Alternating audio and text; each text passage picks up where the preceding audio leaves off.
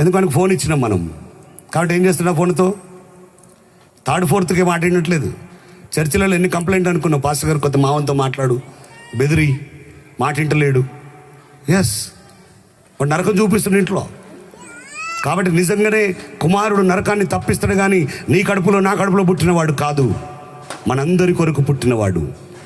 యెషయా గ్రంథం 9వ అధ్యాయంలో మనం చదువుతాం కదా, 6వ వచనంలో, మనకు ఒక శిశువు పుట్టెను, మనకు ఒక కుమారుడు అనుగ్రహించబడెను.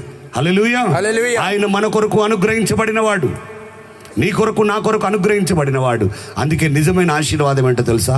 రక్షణ.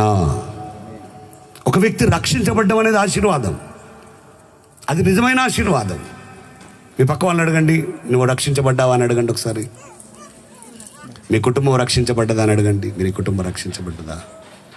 ఎవరు చెప్పారేమో జక్కయ్య పరిగెత్తి మేడి చెట్టు ఎక్కాడు.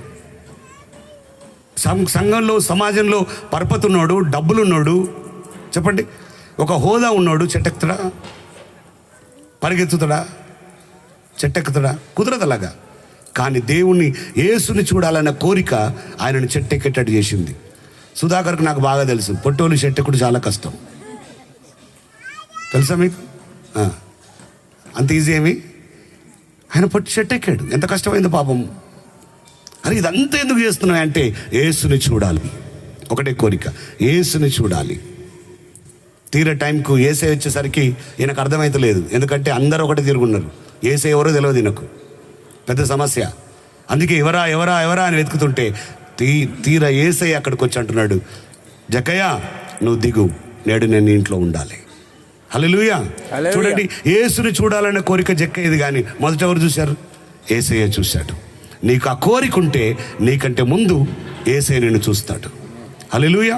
ఆయన నిన్ను చూస్తాడు, ఆయన నిన్ను పిలుస్తాడు. నువ్వు నేను ఇంట్లో ఉండాలి, దిగిరా అన్నాడు. వాళ్ళ ఇంటికి వెళ్తున్నాడు, అక్కడ ఉన్న వాళ్ళందరూ సనుక్కుంటురట, పాపి అయిన మనుషుని దగ్గరికి వెళ్తున్నాడు ఏంటినా అని.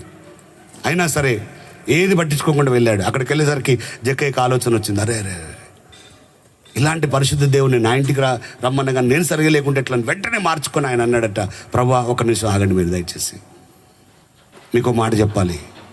నేను మంచోని కాదు ప్రభా, నేను ఎవని యుద్ధ అన్యాయాన్ని ఇస్తున్నాడో వానికి 4 రెట్లు ఇస్తాను, నా ఆస్తిలో సగం బీదలకు ఇస్తాను అన్నాడు.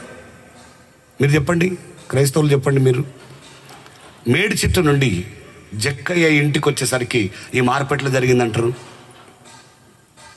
ఇంత పెద్ద మార్పెట్లు జరిగిందంటారు. నా ప్రశ్న ఏంటి అంటే, కొద్దిసేపు యేసయ్య తోటి మేడి చెట్టు నుండి జక్కయ్య ఇంటి దాకా నడుస్తేనే